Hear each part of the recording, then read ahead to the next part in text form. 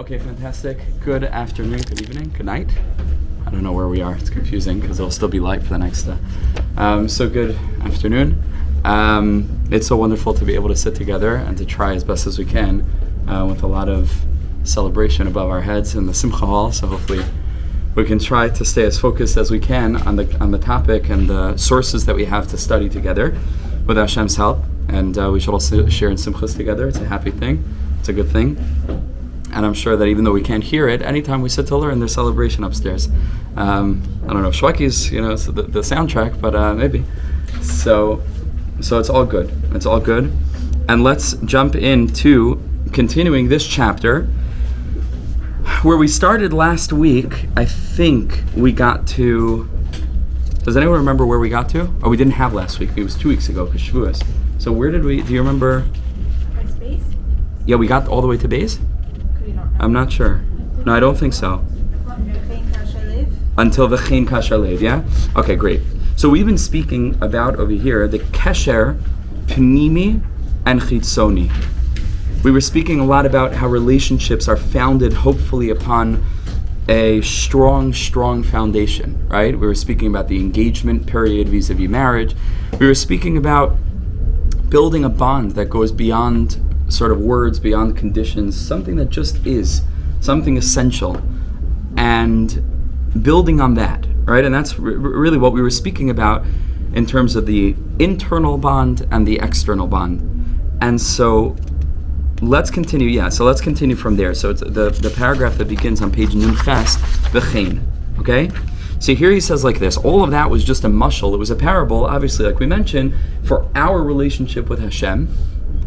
And here he brings it into the nimshal. So what is the actual meaning? So he says, "V'chein kasher leiv Yehudi shalim al koine be'emes v'ahava." When a Jew's connection to Hashem is in the proper way, is whole, is healthy, is we can conceive of Hashem and His interest in our connection in a holy, full, complete way, be'emes v'ahava, with truth and with love. Ach ban hagas lemaisa shel kiyum halacha k'rtzon Hashem yisbarach yesh le'inyan mesuyam sha'amal kasha le'asayis ve'ein matzliach kedabai. It could be there's a certain area of avodas Hashem this person's working on. There's a certain halacha that they want to really keep, and they're trying to work on fill in the blank, whatever it is, davening a certain tefillah, staying away from a certain action that's below their standard. And it's not working for them. And it's frustrating because like each time they keep on slipping in that same area and they're trying to work on it. So because of this, you could imagine that in the relationship where there are things to do, just like in a marriage, right, where there are different chores and different obligations and responsibilities that this one has to that one and that one has to this one. So then it's possible that the person should think to themselves, they feel distant. There are source sheets over here if you want to grab one. Right? So a person feels distant, and confused, and they no longer know what to do because they imagine that the relationship is broken or severed because it all depends on the doing of it, and they're not successful in doing what they ought to do. And again, we're not talking about a person who's laissez-faire, is lax, who's just not trying to do what they're supposed to do. They're trying, and they're working on things, and they're moving, and they're making strides in sneers, and they're making strides in how they speak, and how they carry themselves, and how they think, and how they feel, and they're really working on things. But so then, and this happens so often, chash richuk, then a person feels very distant, and muvucha, and confused, and ve'eni yadeh ma lasos, they don't know what to do. Al kain, therefore, or on page Nun Ches, just turn over the page, or on page Nun Ches, Al kain, therefore, bevoy lifnei Rav Yerushalayim. If they should happen and be so privileged to encounter a teacher who's teaching with real Yerushalayim, right? Not with like power or control, but a person who's relationship-centric, that sees everything through the truth of Pnimius HaTorah, of the interiority of the true relationship that HaKadosh Baruch Hu desires to have with us. We're in the paragraph that starts with V'chein Kasher Lev on page Nun Ches. The booklets are a bit backwards. You have to. Okay, so the other side of that page. Okay, so if the person should happen to come to a tzaddik, Baki u'musmach lahora, a person who's an expert and a musmach lahora who can teach this person what to do. Shekvar avru alav shanim harbi b'psikas halacha l'maisa, that this person has experience And an experience doesn't just mean, and this is like a pretty radical paragraph actually from Rav Kluger in context, it doesn't just mean someone who has a lot of experience with like learning halacha, who knows a lot of halacha. That's not what he means. He says, you know what it means to have a lot of experience, shanim harbe bepsika? V'yesh le chachmas chayim. It means that he has life experience, wisdom. V'hakara b'koyches hadar. And a person who is totally attuned to the realities of that generation, which is something that you don't learn in a book. It's something that a person has to have their eyes open to the realities on the ground, where people are at, where people are holding. That's what he calls a baki, an expert, who musmach lahara. That's a person who's allowed to paskin halacha. It doesn't matter how many books the person knows. The question is, are they in tune with humans? And are they plugged into a Yiddishkeit that's relationship-centric, where they're always making sure that they're not pushing people away, they're only drawing close. And there's like 1 in a million, Rabbanim that you can find like this, but they exist. They have to search sometimes, and sometimes people go through a lot of pain, before their neshama just tells them, this is not emes. And if it's MS, I just got so excited. If it's MS for someone, if it's MS for someone else, but it's not MS for me. And a person can feel almost like abused in a sense. A person can feel that that this is not the Torah that's speaking to them. It's a Torah that's pushing them away. So he says, a baki musmach la'ira ishekvar avru alav shanim harbe b'psikas halacha l'maisa, right? V'yesh lechachmas chayim, and that person has wisdom. Ba'akara b'koyches hadar, and recognizes the strengths and the weaknesses and the nature of the generation. Utchunas nafshis hashayalin, and much more than that, gesundheit, not just generally speaking, but they know the person that's coming to ask them a question. That's why it's such a difficult thing, today, that you can go online and you can get halacha, but that's not how halacha is supposed to be. It's supposed to be, and it's not either supposed to be to go to some huge posik in Bnei Brak that doesn't know you, doesn't know your family. People ask shaylas. That's not the way that it was. A person had a family rav, sometimes for generations, right, who knew your grandmother and knew the whole family, and they know all your circumstances, they know your whole situation. And then when they issue a psak, a decision, it's taking all of that into context. Because halacha is malleable to a certain extent. That's the beauty of the halachic system, where in the Gemara we'll bring 5 opinions, and then there are klali apsak, but ultimately there's what to rely on in extenuating circumstances. Nothing black and white like that. Very little is absolutely black and white, and even that which is black and white, the question is, how is it given over? How is it said? How is it presented? And that takes a person who what he calls a baki and a musmach. I'm just remembering an amazing story. An amazing story that I heard. I think it's printed in Rav Shlomo Carlebach's Haggadah. Actually, is a Haggadah that he has, beautiful Haggadah. And he says over there a story. There was a Jew who was preparing I think food for the Seder, maybe food for the whole Pesach. He was cooking for like many, many, many tens of people. I can't remember it. He was a cook for the whole family, or he was cooking, I think, for a soup kitchen, maybe it was, that a lot of aniyeh, of the ear, a lot of the paupers relied on this food. This was their whole Pesach. And he was cooking and cooking and cooking. And we know the Gemara says, and it's brought in halacha, that chametz aser b'mashu. That chametz, right? Not like, for example, basar b'chalav. It can be batal b'shishim, right? It can be nullified in chametz. Even the teeniest drop of chametz gets in something that you're making kosher lePesach. Aser, the whole thing is treif. You can't use it. And this is what happened, that he was cooking maybe this entire vat of like a huge thing of tons and tons of meat, a stew, something that they would be eating from the whole entire yantiv. And inside he found a kernel of wheat. Something inside, a little bit of chametz, he found a cracker, something fell in. And he was beyond brokenhearted, because the people are not going to have what to eat for Pesach, and everybody knows chametz aser b'mashu. But what could he do? Maybe he wasn't even asking for a psak. He just went to the Rav just to pour out his heart and to say how sad he was and what had happened. And the Rav says to him, he says, give me a couple of hours.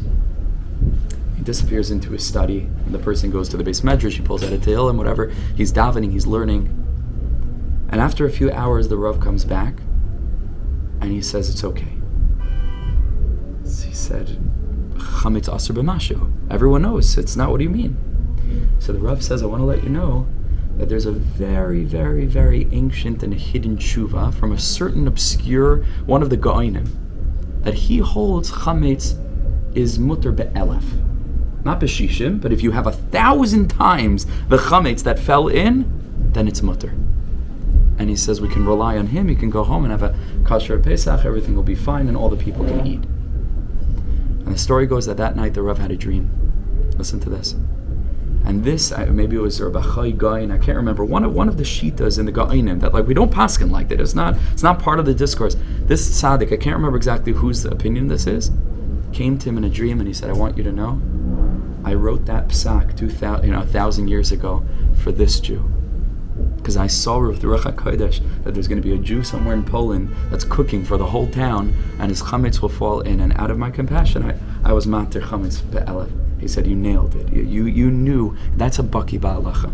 Because it's so easy to say, this is asur, that's asur, the other thing is asur. Not how halacha works. And it takes a real paisik, a person who knows how to paskin like that, and has enough confidence and strength and understanding that's rooted ultimately in the compassion of Rahmana, that the Torah is supposed to be compassionate, that it makes space for people. Now, obviously within reason, right? Halacha is not so malleable that it doesn't mean anything anymore, because halacha still has to mean something, right? But that will take a person who is a compassionate posek, who's in touch with the person and the situation and the generation. Incredible story. So listen to this. Mesader loy harav al pi shulchan aruch as hanhaga hanachain of haratzuya loy ba'oifen hakelim shaloi. The Rav will be able to guide this person in accordance with their own kelim, with their own what they can handle, because they take the bigger picture into consideration. Then even if they're not able to do this thing they struggle with, the Paisik will help them and say, okay, do what you can, right? Do how much you can.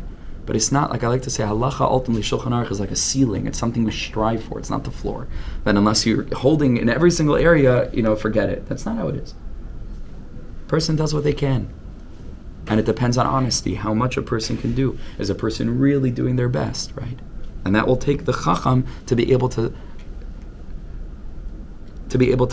investigate that, and to be able to see where the person is holding. And he brings in these parentheses over here that with regard to checking and testing, is the Rav on the level where he can paskin halacha l'maisa ba'ofen haroy lefi hashayel, in accordance with the need of the person who's asking, which is so sensitive. He says we should bring this well-known story of Reb Chaim Brisker. He was makel that a person who was feeling very ill should be able to eat on Yom Kippur. And they said to him, what are you talking about? Doesn't matter how sick he is. Yom Kippur is Yom Kippur. It's not mamish pekuach nefesh, and whatever it is. But he was makel. So he said, but in brisk, we keep every chumrah in the book, right? The whole thing is brisk. Everybody knows chumras, the most extreme, stringencies. So what's going on here?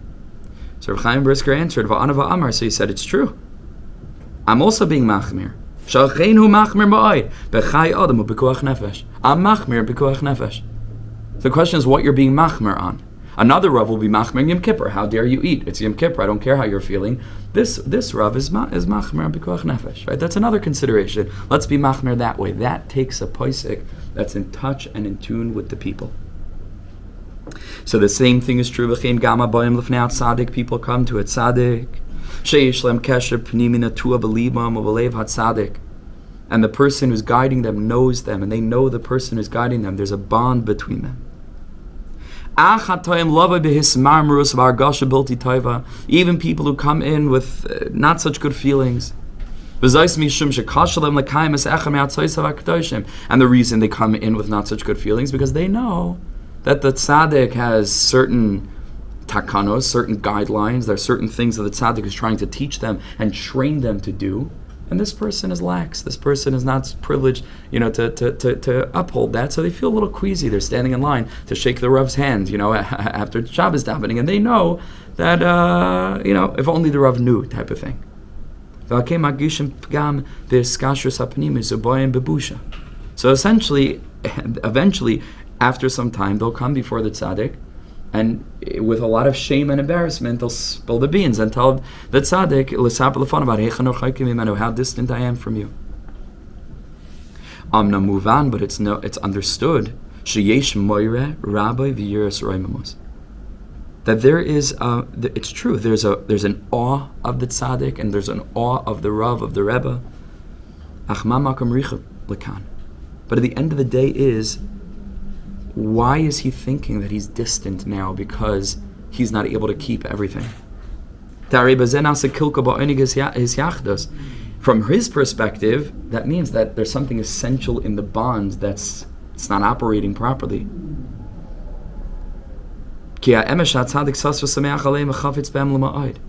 it's totally sheker, because the truth is that the tzaddik rejoices in them equally. It's usually in a person's own subjective mind, and this, by the way, is true even on a friendship level. A lot of things that a person considers catastrophically shameful, and then when you tell it over to somebody that you trust, it's like, it's the end of the world. In our lives, it's the end of the world. But a person speaks it out, even to a non-tzaddik. This is certainly true about a tzaddik. They have space. They hold space. The relationship wasn't totally on that. A lot of times we build narratives in our mind that aren't based on the reality. The reality is that true relationships go deeper. They go deeper than this. Because there's an internal bond that exists and will always exist, and to the extent that this person can really try to implement what the tzaddik is advising in his or her life, so that's wonderful. But if not, the relationship is still there. And on the contrary, like the Baal Shem Tov told the father whose child was struggling, like it's brought in sefer Imre Pinchas, or Pinchas Karitzer. He says there's a story that there was a parent who had a child who was struggling very mightily with Yiddishkeit. And they came to the Baal Shem Tov, and the Baal Shem Tov said, love him even more. And Reb Pinchas says, and that brought him back. So like the Rebbe Ayat says, if you have a person, chas v'shalom, a person has a child who's ill, right, or who's in some way challenged, mentally challenged, scholastically challenged, we're going to love them less? No, that child needs more. That child needs more focus, more tipul. That child needs more, because the relationship, hopefully in a healthy setting between parents and children, has nothing to do with how much nachas or the opposite the child is giving. We love children because there are children, because there's a bond. And on the contrary, if a parent could describe to you in an essay, and sort of explain her love for her daughter, something's missing. It's not something that can be explained or put into words. It's beyond. It's beyond. It can't be explained. It just is. Zois hapam etzem eat samai. It's like it's an extension of self. It's of yahavta l're'acha mamish kamocha. Can't put words to that. And so it's not dependent on the external things. It's eternal. And on the contrary, again, if a Rav or a Tzaddik sees someone struggling, they need all the more love, not less. They need all the more care. They need all the more compassion. That's the difference between a Tzaddik and someone who is in a leadership position, but they're busy writing this one off and pushing this one away. That's not what the Torah is all about. The Torah is about being mekarev. Ohev esabrios, it says about Aaron, right? Love people, umekarvan laTorah, and bring them close. This is how the tzaddikim operated. The ilu oisa koishe sheyesh lem b'kiyam atzasai. This difficulty that this person is having in fulfilling, this particular piece of advice. On the contrary, hari ef shulim tzayas haderech l'sadar za'inin b'nikiyas be'emes. They'll figure it out. But it should be brought out into the open, like in every real relationship. It shouldn't be hidden, and it shouldn't be under the carpet. Why are things under the rug? Why do people hide things in relationships? Because they're under the assumption that if they will voice this, the relationship is not strong enough to handle it. And so memela, we have to suppress, and we have to conceal, and we have to hide. But there's a wondrous moment, which, by the way, oftentimes requires a tremendous amount of courage. Because you never really know, ultimately, until you test a relationship, how strong the relationship is, and sometimes there's a fear there. Sometimes you might lose it. But if the relationship is strong enough, then on the contrary, it takes the relationship to a whole new level when there's vulnerability and there's honesty and there's authenticity. This is true across the board. It's true in marriage, it's true in friendships, it's true with parents and children. Because in that moment that one is vulnerable with the other and courageous enough to be able to speak about some unpleasant things that prior they thought they had to hide, and the relationship holds, what does that tell you about the relationship? It's ava she'ena tluya b'davar. It means that this relationship ran deeper and is strong enough to be able to handle this turbulence. And so it turns out that the turbulence is exactly what proves the strength of that relationship. And so I'm a big advocate. I think relationships from the outset should be with total transparency. If you're going into a relationship, you should be able to feel comfortable, I think, sharing all of yourself with all of your flaw, all of your stuff and a baggage or whatever, and they should come into the marriage or the relationship with few exceptions. Few exceptions, being able to share, and if you can hold space for each other, all of each, then it's a real relationship. Otherwise, there's always this niggling thought in the back of their brain that if they really knew, this whole thing is it would never get off the ground. And that's a terrible feeling to have. If only, right? If only they knew. So that means that even no matter what is maintained on the level of like, it looks like a functioning relationship, be'emes, there's no foundation, let's be honest. Because if only they knew, so then really what that means is the whole thing is a farce or a scam. Now, it just so happens to be that even though we might think that about relationships, 90% of the time it isn't true. I'm making up the number, obviously. I didn't look at every single. But much of the time, it isn't true. Much of the time, the relationship is much deeper than we think, and it just takes courage to be able to test it. And when we do test it, oftentimes we're pleasantly surprised. Not all of the time. Much of the time, it demonstrates that this relationship is much stronger, and on the contrary, it reveals a much deeper level of love. Let's give an example. A person in a marriage, usually the man, let's say, but it's not always, is struggling with an addiction, let's say. And maybe it's not something that's public and she can't tell. It's not something, but he's struggling with gambling. He's something online. It's something that is not drinking every night. It's something that's hidden. She's not going to be thrilled to find out about it because nobody wants that their spouse should be struggling. But much of the time, it can actually bring about a very deep level of compassion, an actual love and care for the person and not the image of the person that we thought we were marrying, which is like, wow, I can actually stay. I'm not going anywhere. I can stay. And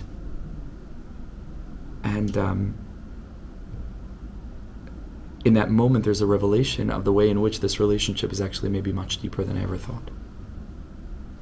So it's not pleasant, but it's almost like in that evening was like, could be even more real in terms of the relationship than like they're engaged, like the proposal, because there's something so real and so authentic. And if they're still not looking away, and she says I'm here and he says I'm here, and so wow.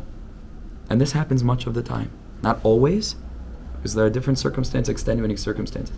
Much of the time this is the case, and it happens left, right, and center, because who's not struggling with something? Both the men and the women. So it's specifically when there's a challenge and they bring it out into the open, then he says they'll find a way. Over here he's talking about a Rebbe and a Talmud, but it's true in every relationship. Believe, and here's the key, B'loi shum armimius, but there shouldn't be any fooling, right? There shouldn't be any trickery. Everyone should be open like a matzah. It's just simple what it is. It doesn't puff itself up. It's not pretending to be anything other than, that's the light of Yiddishkeit. It's just the real thing, the honest thing, the authentic thing. Va'az yiskayim ha'kesher ha'pnimi. And then there's the revelation of the way in which that even if bechitzonius things are falling apart, doesn't matter though. Because there's a bond that's pnimi, that goes deeper than this, that he or she is earning or deserving. And it's a ava she'ena tluya b'davar. It is a love that doesn't depend on any external factor. It goes deeper than all of this. Now, we should say that even the deepest love in the world, at the end of the day, maybe with the exclusion of parents and children, but I have to think about that.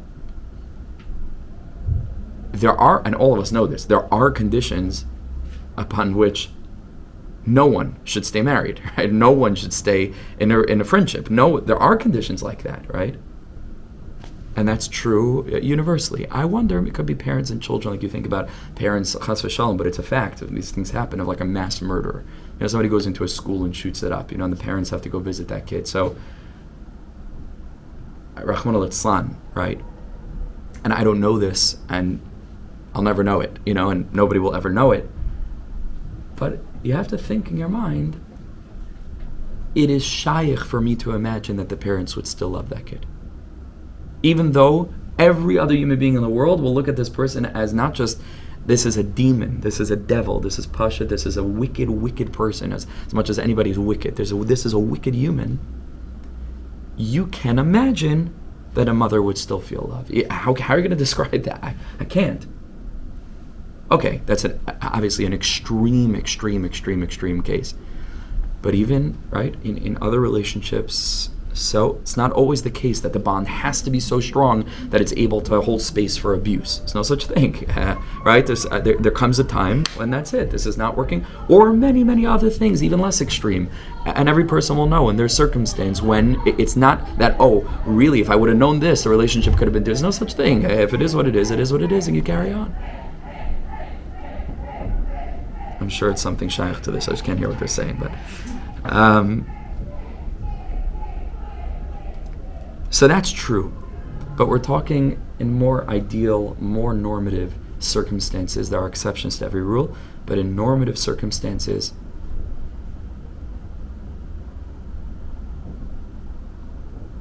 the beli armimius, when there's no hiding, and when there's radical openness, the relationship is very strong. And he says, "Va'az yiskayim hakesher pnimi," and then there's an interior bond that is revealed specifically when all the external elements fall away, and it's like, oh, so that wasn't why we loved each other, and that wasn't this assumption that that didn't matter. It was something deeper, and that's always there. That was there. That is there. That will be there.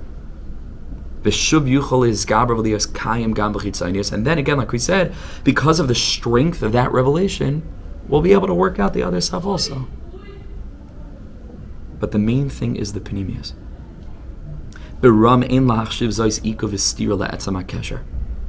Just because this one said this to that one, and that one did this, that's not a stira to the fundamental bond that's there.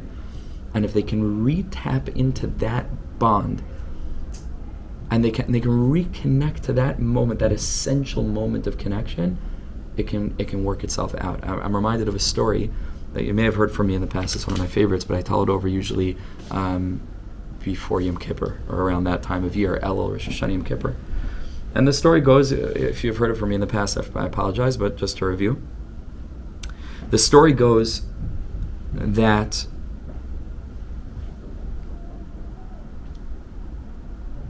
there is a very simple Jew, very, very, very simple, poor Jew, simple as it comes, a shoemaker, he doesn't have any money. And he has a Yom Kippur that's just the most extraordinary Yom Kippur, and a Ne'ilah he's in Shamayim from this Ne'ilah. And he comes out of shul, and coming down the street already, because Matzah Yom Kippur, that's 4 days to Sukkot, there's an esrog merchant who's selling esrogim. This person can't usually afford esrogim at all. He usually borrows. Somebody gives him a tana, and he takes it and he gives it back. And he fulfills the mitzvah of somebody else's esrog, but he doesn't have any money for esrogim or anything like that. And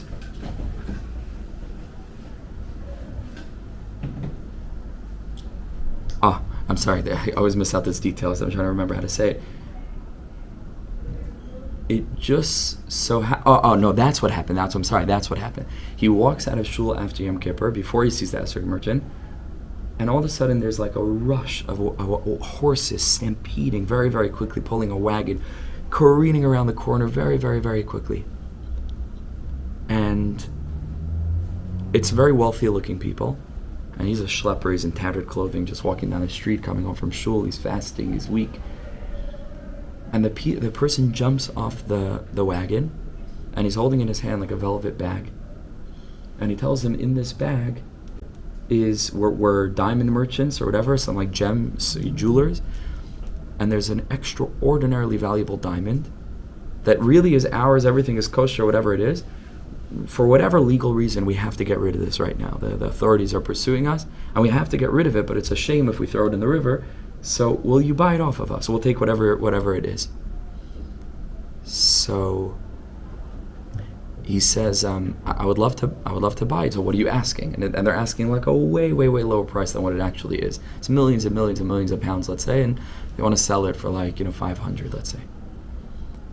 So he says, I'll happily buy it from you. It's the greatest deal in the world, but I don't have cash. I mean, can you give me a couple of hours to go home, and I'll probably need to sell off a couple of heirlooms and different things and trinkets that we have in the house, and then I'll have enough money and I'll be able to bring it. Sure. So he goes home and he tells his wife, and of course she's masking, they'll buy much more things, so that he goes quickly, gathers all of his stuff, he brings it to the market, and he sells his tables and chairs and his paintings and everything he has in the house, he sells off. And he comes back with the 500 pounds, and he gives it to him, and they give him the diamond, and the wagon carries on, and here he has this diamond. And he goes home, and his wife says, listen, before we go and sort of, exchange it and sell it and, take our riches, and let's bury it for a bit. Let's just sort of settle. Let's make sure it's safe. Let's just process this newfound reality. And let's give it a couple of days. Okay, so their apartment is big. They have nothing in their apartment, but they have everything. It's buried in their backyard. It's a gem. And later that day, because he was so inspired and he was so elevated, and especially after Yom Kippur, and he was yearning, he sees everybody buying esrogim, and he doesn't have any cash. He's walking down the street, and the esrog merchant passes by. And he goes in, he's looking at the esrogim, and he sees there's one esrog that's like hidden somewhere, deep under the table. He says, can I look at it? He says, this esrog is only, you can't afford this esrog. Nobody can afford this esrog. This is the nicest. I've been doing this for decades and decades. Nobody's ever seen an esrog like this. Let me just look at it.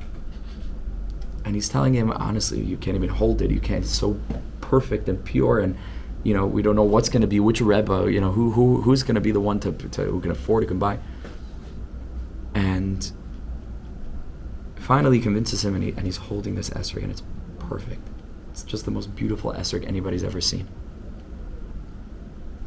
And he tells him, so how much do you want for it? And he's laughing at him. He's up like a pauper. He's with tattered, patched up clothing. And he says an exorbitant, thousands, maybe tens of thousands of pounds, like crazy for an esrog. And he tells him, listen, I don't have anything. I don't have any money. And he's not thinking, obviously, but he says, I have a diamond. A whole long story how I got this diamond. I have a diamond. Will you exchange the esrog for the diamond? And he says, for sure, totally, totally, that's a good deal. He goes home, he runs quickly, he doesn't tell his wife anything, he digs up the diamond, he brings it back to the esrog seller, he gives the diamond, and he's just like, he's not thinking, he's out of his mind, right? But he's so elevated and uplifted because of this esrog that he has. And he walks home, and he walks into the room, which is totally empty. There's nothing in the room. There's no paintings, there's no tables, there's no chairs. And he's holding this esrog, this glowing, beautiful esrog, and he's shining. And his wife, in 1 minute, chaps the whole thing. Because how do you get this esrog, and what's going on here? And she didn't approve of the sale, as you might imagine. And she looks at him, and he looks at her. And right in a minute, she sees everything. And she rushes over to him, and she grabs the esrog out of his hand. And she breaks the pit. Because she's so angry. Here, there are a number of different ways the story ends. It depends on which version you have. But this is the one that I like. He stops. He takes a deep breath. It's mamash what we're learning. And he says to her, my dear wife, let me tell you a story. He says, once upon a time we used to have furniture. We don't have that anymore. He said, then we had diamond. And we don't have that anymore. He said, then we had an esrog. And we don't have that anymore. But he said the only thing that we have is us. That's the only thing that we still have is you and me. So let there be peace between us. And the reason why I tell this Yom Kippur time, as you might imagine, as Aseret Tshuva, is because that's essentially what we come on Yom Kippur. You know, Defaknu d'lasecha kedalim u'charashim. We knock on Hashem's door like paupers, and we tell HaKadosh Baruch Hu, let me tell you a story. It's essentially, we say, we used to have mitzvah samaisim, we used to have our innocence, we used to have this, that, all the things that we lost along the way, became cynical, etc., etc. But we say, Rebbeinu Shalom, the only thing that we have left is me and you. The only thing that we have left is us, which is, according to Rav Kluger, is kesher hapnimi, because all the chitzoni, all the external of the relationships is gone. So when everything else falls away, all that's left is the kernel, is that innermost spark that, if conditions are right, it can actually bring out the strength of that, and ultimately that's what it is between us and Hashem. And that's really all this is a mashal. It's not a marriage class. We're really speaking about our relationship with Hashem. So you have to lift it out of the mashal and into the actual nimshal, which is us coming to HaKadosh Baruch Hu, that even when we feel that all of the chitzoniistic elements, all the different externals are for one reason or another, now they're not working out or fallen apart, to believe and to understand that the kesher pnimi is there, is strong. So let's carry on. Ois beis. And he says, he says it's important to recognize a very foundational pillar and a rule that is true in every relationship that a person has with another person. Kegain, for example, bein Reuven l'Shimon. If you have these two people, two friends, Reuven and Shimon, sheyesh leida, we need to understand sheyachid ima kesher, that although there's a relationship, there's Reuven and there's Shimon, and there's a relationship they have.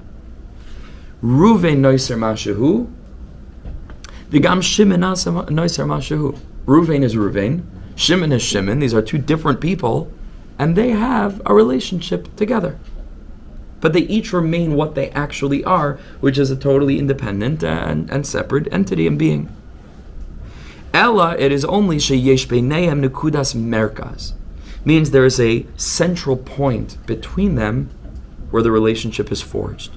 Sheba kayemes iskashros emes beinehem, there and only there is this bond that they share one with the other. Says Reb Kluger, nekudas merkaz zu, this central point, he pnimius hakesher, is what we refer to as the pnimius, the interiority of their relationship, avas v'dvekus halev, which is love, and dvekus, like glue, like, just a real covenant between them that's forged in the heart, in the lev.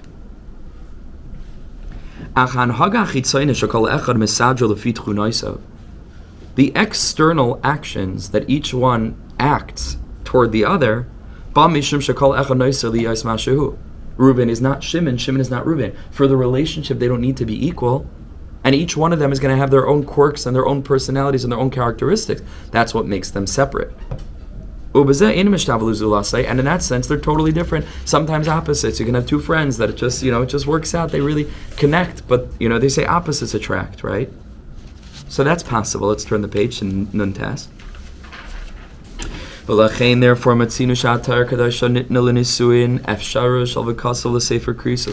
possible that there's the capacity for there to be a separation between them. Is 12 lines in a get. And that always remains possible because Reuven and Shimon were always separate beings. So even though, not Reuven and Shimon aren't getting married in this context, but Reuven and Shimona, let's say, right, are married, and they each remained their own person. So yeah, they entered into an us, and that's true, but the us does nothing to take away from the fact that Reuven is still Reuven, Shimon is still Shimon, and if need be, like I mentioned before, there can be a separation. That's possible, and the Torah validates that, recognizes that, and said that's if that's the reality, that's the reality.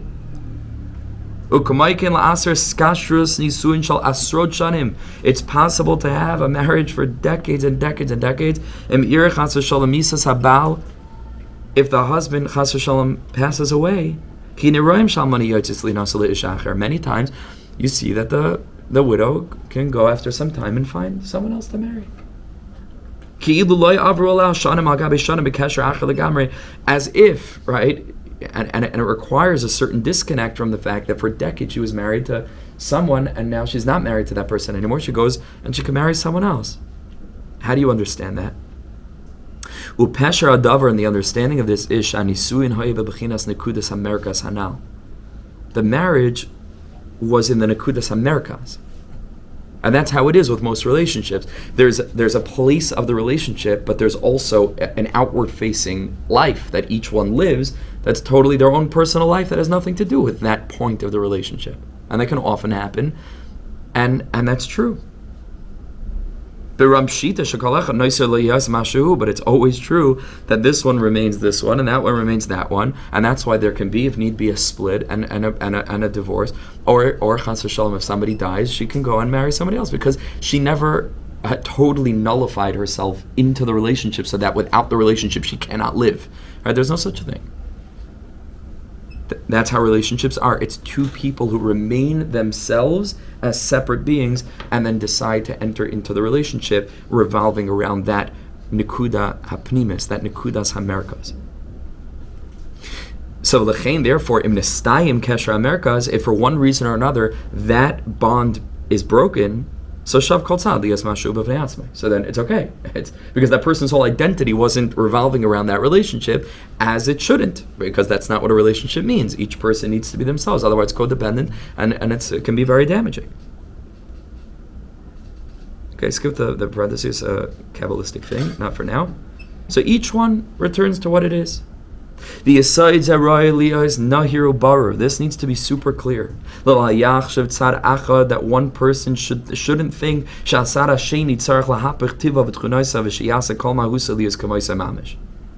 that neither side in the relationship should be under the illusion that in order for this relationship to work, that person needs to change to become an identical twin.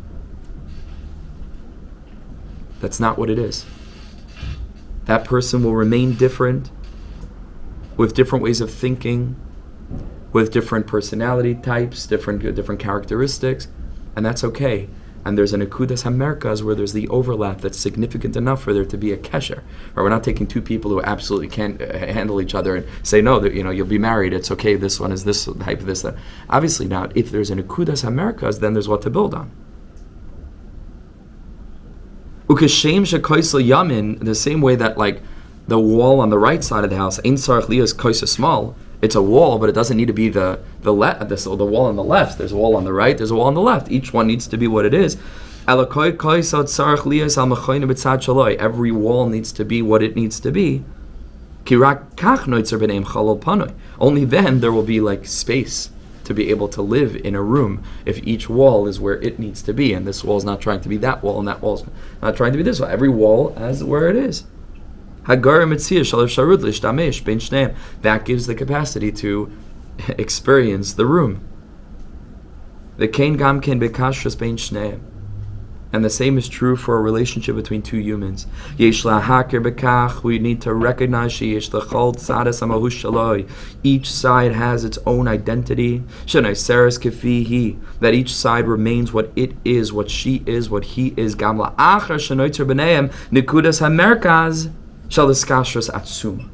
Even after this incredibly deep bond that we just described as hopefully a'ava she'ena tuli b'davar, that's so real and so deep that no matter what happens in the relationship, the bond is there, that's true. But each person still remains and retains their own sense of identity. On the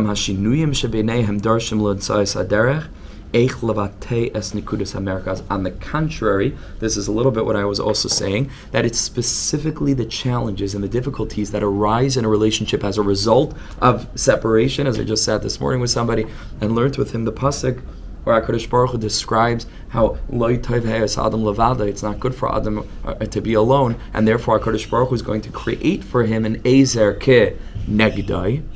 And that, how do you read those words? A helper who's against him, and the answer is, well, that's the help, because it's specifically in this that spouses can be against in a certain sense, again within reason, etc.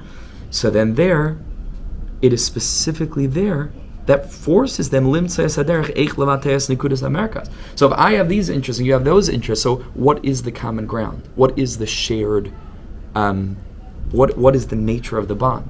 Right, and that forces them to discover that path. Shia keshra pnimi, which, like we said, is that internal bond. To allow that to manifest in this person's personality and that person's personality. That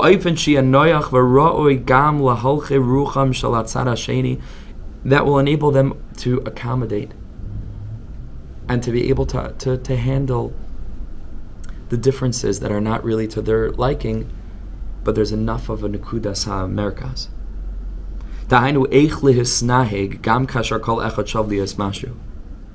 How to still retain that clarity of the united point, even when a difference becomes clear. Because the difference forces them to return back to the nekuda pnime, to hold the thing together with structural integrity, specifically when this wall is that wall and that wall is that wall. That forces them to say, okay, but where do they meet? Where do they meet? So you see, sometimes on the contrary, it's differences that can bring out, hopefully, if it's proper and fitting, the point where, okay, so, but what do where is the bond? Where is the connection? Tahainu, meaning, how does this spouse address and consider the relationship with the other spouse when the other spouse is in their outward facing mode, right, and not the aspect where there's an enmeshment from the interiority of the relationship. And each one is going to try to limit, right, or to shape their own personality in such a way that doesn't lo soter, it doesn't contradict that merkaz hapnimi, that central bonds that they share. Even when there's no connection, there's not what's going on. Even when there's a huge split and there's a huge difference on an issue, and spouses disagree, that's normal, and there are differences of opinion. But the point is, we hope that if there's a bond there that's strong enough and deep enough, so then we're able to maintain that. So now he says, "V'havin kol zeh klape chaverim." We should remember that this is true, not just that we're speaking among spouses, but it's true for all relationships. It's true for friends. V'shar kishrei mashpia u'makabel, and it's true for every single aspect of giver and receiver. Shalom arois oitzam hakesher yesh lahakir b'nekuda sheba kol echad noiser liyoshu. In every relationship, on every level, students and teachers, parents and children, friends, co-workers, everything, certainly spouses, but we already spoke about that. There needs to be the healthy realization on the part of everyone involved that although there is a relationship, each person is their own person. That has to be clear. And the relationship does nothing to negate that. There's a certain individuality. Ulahavin, and to understand, these differences will likely, over the course of marriage, or the course of the friendship, or the course of the relationship, this can cause that on the external level, it's not that bond is not always going to be manifest as much as we like it to. That's just the reality, because this one is not that one, and that one is not this one, and there are places where they're going to Ezer connected. There's going to be a nigud. So v'kan yesh limtzos haderech l'sader se'inin achitzoni va'az yisyashav hakol. But again, if there's a deep enough nekudas hamerkaz, if there's enough of an overlap, so then rooted in that place, eventually they'll be able to manage. And the disagreements don't cause them to spin off like atoms into all different worlds. No, there's a context. Differences, sure, and that's healthy and okay, but there's enough of a essential bond that it doesn't test the relationship to such an extent that the relationship simply cracks, right? Because it's strong enough. And the same thing is true when a person has a relationship with a Rebbe or a Rebbitzin, or so whatever it is, a person has a relationship with someone that they look up to.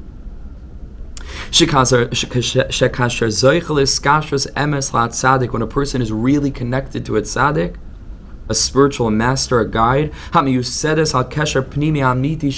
which is founded on a true, deep soul bond, even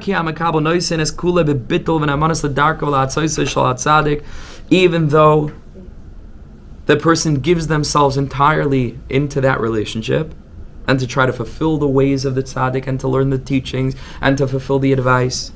It is not a steer to individuality. And that's where Rav Kluger is so radically healthy, and why, by the way, just should know from it, but the establishment ran him over, Rav Kluger. What they did to him, Hashem Yishmar. What he had to go through for speaking in a healthy way. Because the establishment, they don't want people speaking about individuality, especially Hasidim. So what are you talking about? The Rebbe's the Rebbe, and you don't have a sense of self, and you do what you're told. And Rav Kluger says, whoa, that's not healthy. He says, what are you talking about? There's a kesher pnimi with the tzaddik. There's no question about that. That's deep and that's real. There's no question. But like in every healthy relationship, there has to still be the maintaining of one's sense of self. This is absolutely not a contradiction to this person maintaining their own sense of their own unique individuality. Meaning to say, maybe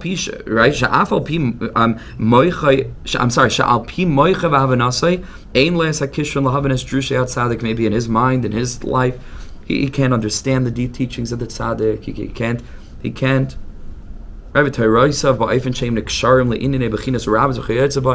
He doesn't have the brain, or they can't figure out, or whatever. He's not connecting on that level. If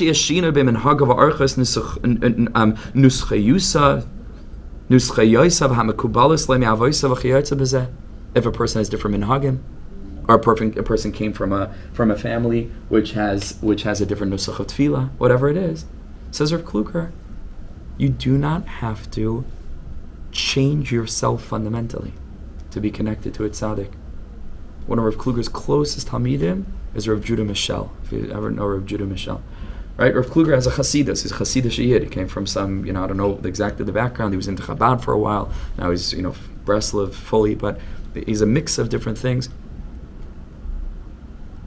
And Rav Judah Michel wears a, knitted kippah and colored shirts, and I don't even think Rav Kluger would allow him.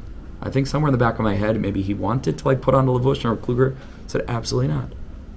This is not a cult. This is not what the relationship is about. If you dress like me and you talk like me and you think like me, so then that's not what it is. This is Rav Kluger. This is healthy stuff. This is new. We have to tear down the systems of control and manipulation, and it's not where it's at. Says Rav Kluger. He writes this super clearly. I'm saying this is black on white. I'm not making it up. He says you can come close to a tzaddik, and you can still hold on to who you are, and you don't have to let go of your own sense of self. Ki ikr liv nois beinayim, because the main thing is not that now this one should start dressing like that one, talking like that one, davening like that one, etc. Turn the page to page Samach. Ki ikr, because the main thing is liv nois beinayim nekudas merkaz sharshis, because the main thing is to build a real, authentic bond between them. And sometimes the more that we try to align ourselves externally with a person, the less there's the bond that actually matters. Because like I said, a true relationship is founded upon the authenticity with which each member enters the relationship. But if this person is only acting in a certain way because they want that relationship, there's no relationship. It's a relationship with a phantom. It's a relationship with a facade. That's not real. So in order for a relationship to really be a relationship, there needs to be radical openness. Otherwise, a person will always have, like we said, in the back of their head, if only they knew, so the whole thing doesn't get off the ground. It has no yesod. Says Reb Kluger, the same thing with the tzaddik. What would we rather? That he has thousands of chassidim who look the part, who know, but there's no kesher pnimi? Or says Reb Kluger, this stuff doesn't matter. So you'll keep your minhag, and you'll keep your nusach of tefillah, and you'll keep the way you dress, and whatever. That stuff is not. But there's a soul bond here. There's a deep resonance on a soul level of what's being taught and what's being heard, and a path to avodas Hashem that goes deeper than all of this outside stuff. And here he quotes Rabbi Nachman, Koloshin Rabbeinu HaKadosh, like Rabbi Nachman says, "V'eskashrus hainu ha'avas nefesh." What does it mean to be mekusher? What does it mean to have a bond, a relationship with a tzaddik? It means love. Avas nefesh, masha oyehev la'tzaddik ma'oid, that he loves the tzaddik. What does it mean to love a tzaddik? Why should someone love a tzaddik? Because there's gratitude to the tzaddik for teaching healthy teaching, and for giving them back Hashem, and for giving them back Yiddishkeit in a way that we feel confident and comfortable giving it over to our children. That isn't something that had an expiration date when we turned 11, and now it's just a childish thing that it doesn't mean anything to us anymore, but we can still give it over to our kids until they turn 11, and then they'll still perpetuate this childish thing, which is cute and has its function, but isn't real or relevant in any deep sense. A person comes into contact with a Judaism that they can onboard, that means something. You start to love the tzaddik. You start to feel gratitude to the tzaddik. Wow, it changed my life. Tzaddik, says the Rebbe, in that case, your heart becomes included within the heart of the tzaddik. But it's such a deep process, and it's so little to do with an external communal kind of affiliation. That's not where it's at. And then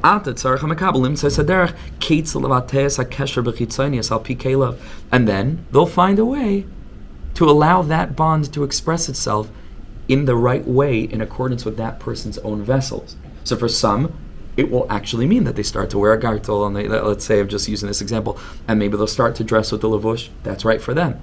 For someone else, maybe they'll give over of Kluger's teachings to someone else and make it clear that Rav Kluger is their Rebbe. And some say, he's your Rebbe, so you don't dress like him. Meaning, in the prevailing view, well, what are you talking about? If Judah Mishal, you go with a kippah surga, and a colored shirt, he's Rav Kluger's your Rebbe. In the Hasidic world, the brain glitches. It's like, what is he your Rebbe if you're not a chad? And the answer is lehepech. I'm the deepest chassid. Because in this that I'm a chassid is mushrash belev, and it's so real that it's expressed in real ways, right? Not in external ways.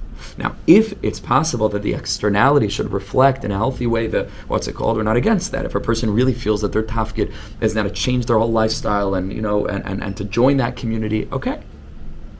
But lo mukhrach liot, because that's not really where it's at. That's not really what's going on. We'll just do one more paragraph. And again, Rav Kluger is talking about himself. There are a lot of Sfarim that write very high, mighty things, but they don't actually play out in real. I'm telling you, this is Rav Kluger. He says it is not the job of a tzaddik to lias moshlim elav gam b'chol kelev achitzayim she'enam noigim klal ala pnimi, to force people to go ahead and to align their external, this worldly aspect with the tzaddik on an olam hazeh level. Like, you have to now like vanilla because the tzaddik likes vanilla, and you have all these silly external things. All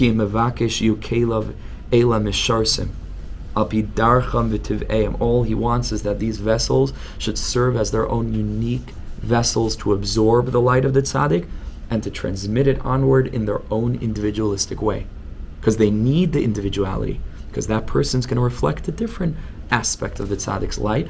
Masha'en kain, if everybody's the same, then the full spectrum of the rainbow will not find its expression.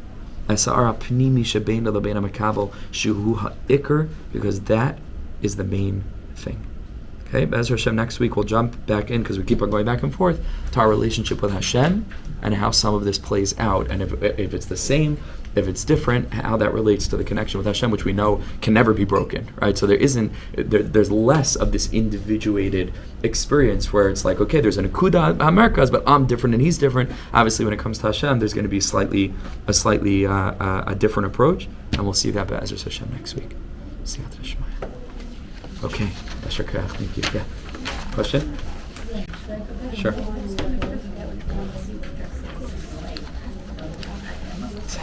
That's an excellent question. So there is utility, right? There is utility there, right? And on a this worldly level, the utility could have many, many different aspects. It can strengthen identification with this, right? It serves a purpose. But what Rav Kluger is saying is that what can often happen is that focus on those bits without really understanding what this really is all about can totally obscure the truth.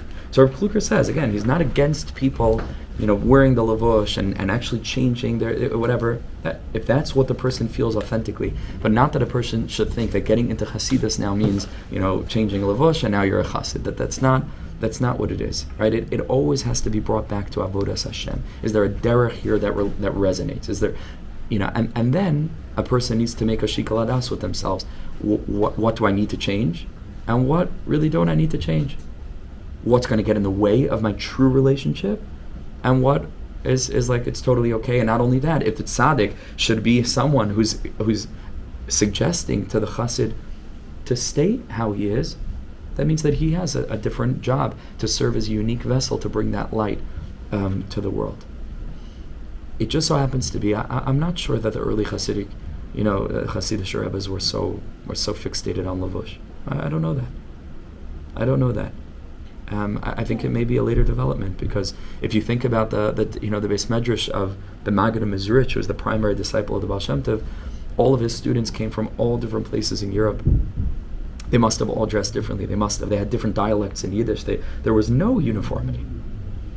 Yiddishkeit, Hasidus and Yiddishkeit, but Hasidus changed when things went from being leader-oriented from the standpoint of really enlightened souls that started Hasidus and it became dynastic. The Baal Shem Tov himself didn't give over Hasidus that his son should be the Rebbe. He had a son. He bypassed his son and went to the Maggid Mizrich or went to Rabbi Yosef of Polania. These are only later things from third generation onward that then dynasties developed, communities developed, control, power, even holy power and control to protect the people. But what do we gain and what do we lose? And that's the point, meaning here we are in 2025, 12 years away from the Baal Shem Tov, and we have to reflect, are these things serving their purpose, right? Or are they obscuring the tachlis? And I think that my answer to that question. And so, but ultimately it's a balance. But we don't say extremely, so nobody can ever, a person has to be honest with it and real with it. Yeah, you wanted to share something? A couple of things. Number one, in the order, the Bekisha that they go all like long frock coat. Yes. Why is the Bekisha like? So on the contrary, it comes from, there's a certain nobility to it, right? And there's a chashivas of it. Thank you so much. And them having been pushed down and persecuted is that they needed to lift themselves up. So they put on the lift. I get that. And then also, like, the collective Barbicha, they haven't got a role. They haven't got kind of, the one to go to. What like, how should they sort it out then? They do. They have a very, very strong connection with the Rebbe. But they have no Rebbe. He's not living, no, but they have. It's arguably that they have a much stronger connection with their not living Rebbe than Rebbes who are alive. Then it becomes, So then there are different mashpiyim, just like in Breslov, there are mashpiyim, and you go to them and they become. But it's all channeling the wisdom of the Rebbe. Because it's really commercial, everyone just gets, in the Babich, or get kind of, smicha, or become like. It's definitely possible. It's definitely possible. Yeah. It's not a problem that everyone just becoming like Rebbe, like Rabban, all the Babich are becoming Rabbanim and going around the world, even if they're not particularly, So every Mavakish Emes, every person that really wants to serve Hashem, has to reflect authentically and ask themselves, can we search out a person that we can rely on? Can we actually return not just to the culture of Lubavitch, but to the, there's a podcast now that's called Homesick for Lubavitch, where there a lot of the, I don't know if you've heard of it, but there are a lot of these Ben Siavtzon, a lot of these conversations are being had.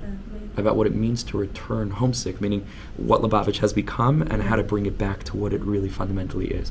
The main thing is pnimius. We've gotten to a place in our society where everything is chitzoni, and what this whole series is about, and what the shiur tonight is about, is reclaiming the essential spark, the thing that is really what matters with a capital M, and then seeing everything else in context of that.